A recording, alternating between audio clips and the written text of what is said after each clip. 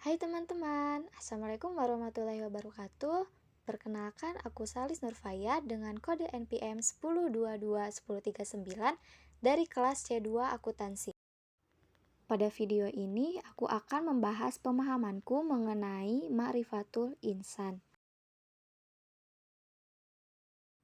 Manusia adalah makhluk Allah yang diciptakan dengan banyak kelebihan, tidak seperti makhluk lainnya. Dilihat dari penciptaannya, manusia tersusun dari unsur bumi karena diciptakan dari tanah dan unsur langit karena setelah proses penciptaan tersebut ditiupkannya roh kepadanya. Dari dua unsur tersebut, disimpulkan bahwa manusia menjadi tiga unsur utama, yaitu hati, akal, dan jasad. Unsur yang pertama yaitu hati, di mana hati sangatlah mementingkan kesehatan tubuh. Namun dilihat dari pembahasan ayat-ayat Al-Quran atau hadis nabawi, yang dimaksud bukanlah hati secara fisis, melainkan abstrak, termasuk unsur rohani yang merasakan bolak-balik dalam perasaan senang, duka, haru, sedih, dan yang lainnya. Karena tidak berada di satu keadaan itulah, maka disebutkan berbolak-balik.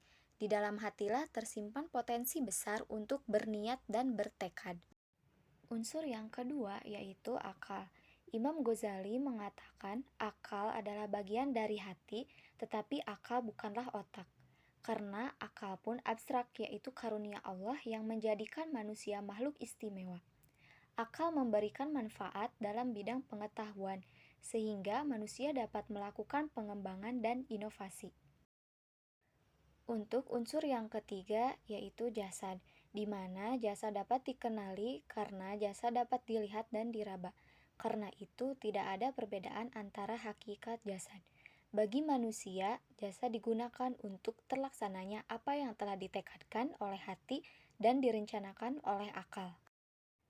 Jadi, hati, akal, dan jasad adalah anugerah Allah yang harus dijalankan dengan amanah. Kita sebagai manusia tentunya memiliki tugas di dunia ini, di mana tugas tersebut umumnya dibagi menjadi dua, yaitu yang pertama adalah ibadah. Dijelaskan dalam Quran Surat Ad-Dariyat ayat 56, inti kehidupan adalah untuk ibadah. Karena itu, seluruh aktivitas manusia diarahkan untuk beribadah. Tugas yang kedua adalah menjadi khalifah. Dalam Quran Surat Al-Baqarah ayat 30, manusia memiliki tugas untuk menciptakan kebaikan di dunia ini. Dan dalam Quran Surat Al-Anbiya ayat 105, manusia harus bisa menghadirkan manfaat untuk sesamanya. Sebagai seorang manusia, kita harus bisa memahami hakikat dari diri dan kehidupan kita sebagai manusia agar kita bisa bertindak adil terhadap diri sendiri maupun orang lain, juga makhluk lainnya. Hakikat kita sebagai manusia adalah makhluk yang diciptakan oleh Allah Subhanahu wa Ta'ala secara fitrah, di mana manusia cenderung kepada kebenaran dan patuh kepadanya. Tapi sebagian dari manusia itu lemah, bodoh, dan juga fakir. Manusia juga dimuliakan oleh Allah dengan ditiupkannya ruh, diberinya keistimewaan, dan ditundukkannya alam untuk dimanfaatkan dengan sebaik-baiknya. Akan tetapi manusia juga dibebani dengan tanggung jawab, di mana manusia diberi amanah oleh Allah untuk beribadah dan menjadi khalifah di muka bumi ini. Dari semua itu, kita diberi kebebasan untuk memilih antara iman dan kufur. Dari pilihan itu tentunya kita akan mendapatkan balasannya, di mana orang yang memilih iman akan mendapatkan surga dan yang memilih kufur akan mendapatkan neraka. Menurut KBBI, dapat disimpulkan bahwa potensi manusia adalah suatu hal yang memungkinkan seseorang dapat mengembangkan kekuatan, kesanggupan, dan daya. Allah membekali manusia dengan segenap potensi yang ada dalam dirinya, yang terdiri dari akal, kolbu, dan jasmani. Di mana di dalam potensi itu sendiri ada pendengaran, penglihatan, dan hati. Allah mengaruniai potensi-potensi tersebut dan kelak kita akan dimintai pertanggungjawaban.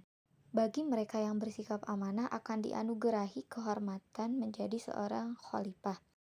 Bagi yang berkhianat akan diazab dan dihinakan.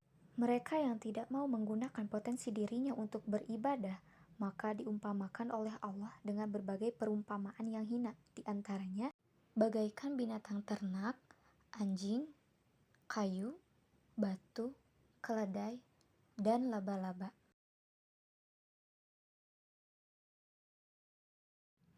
Nafsu ada pada manusia setelah bercampurnya jasad dan ruh, di mana dijelaskan dalam Quran surat Az-Zumar ayat 42.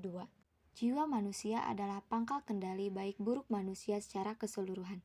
Allah Subhanahu wa Ta'ala telah mengilhamkan kepada jiwa manusia untuk memilih jalan takwa atau fujur. Fujur adalah jalan yang Allah murkai, di mana orang-orang yang memilih jalan fujur termasuk orang-orang yang hina dan derajat yang rendah, yang dijelaskan dalam Quran surat At-Tin ayat 5. Tsumma rodadnahu asfala safilin, yang artinya, kemudian kami kembalikan dia ke tempat yang serendah-rendahnya, yaitu neraka.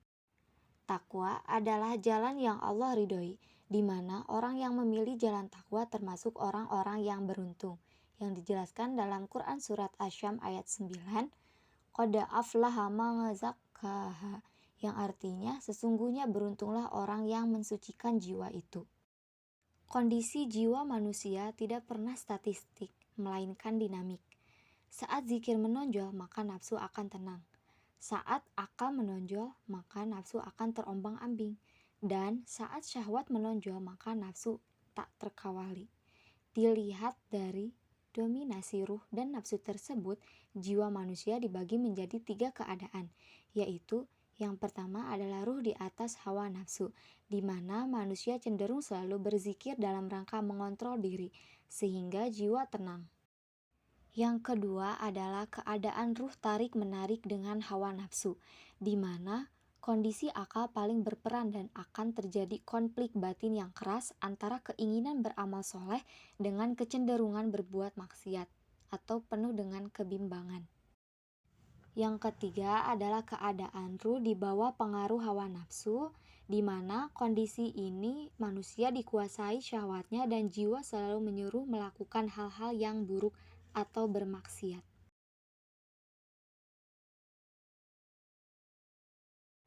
Manusia terbentuk dari 2 sifat, yaitu sifat kebaikan yang berada dalam kebenaran dan sifat keburukan yang berada dalam kesesatan. Jiwa manusia diberi 2 jalan, yaitu jalan fujur dan jalan takwa. Menurut Ibnu Qayyim, hakikat takwa adalah menaati Allah atas dasar iman dan ihtisan, baik terhadap perkara yang diperintahkan ataupun perkara yang dilarang. Oleh karena itu, seseorang melakukan perintah itu karena imannya yang diperintahkannya disertai dengan pembenaran terhadap janji-janjinya. Dengan imannya itu pula, ia meninggalkan yang dilarang Allah dan takut terhadap ancamannya. Ciri orang yang bertakwa yang pertama adalah selalu bersyukur atas nikmat yang telah Allah Subhanahu wa Ta'ala berikan. Yang kedua adalah bersabar, di mana sabar dalam menerima cobaan hidup seperti lapar, haus, rasa sakit, dan kerugian harta. Sabar dari keinginan hawa nafsu, sabar dalam taat kepada Allah, sabar dalam berdakwah, sabar dalam perang, dan sabar dalam pergaulan. Salah satu prinsip yang diajarkan Islam dalam pergaulan terdapat dalam Quran surat An-Nisa ayat 19 yang artinya, dan bergaulah dengan mereka secara patut. Kemudian bila kamu tidak menyukai mereka, maka bersabarlah karena mungkin kamu tidak menyukai sesuatu, padahal Allah menjadikan padanya kebaikan yang banyak. Ciri takwa yang ketiga adalah berhati lembut, yang keempat penyayang, 5 berlemah lembut, 6 sifat jujur, 7 sifat amanah, dan 8 mendapat keberuntungan. Jalan yang kedua adalah jalan fujur. Fujur adalah perbuatan buruk dan perilaku yang bertentangan dengan syariat Islam. Ciri fujur adalah tergesa-gesa, berkeluh kesah, gelisah, tak mau berbuat baik, pelit, kufur, dan zalim. Sekian dari video pembahasan ini. Jangan lupa like dan komen. Assalamualaikum warahmatullahi wabarakatuh. Thanks for watching.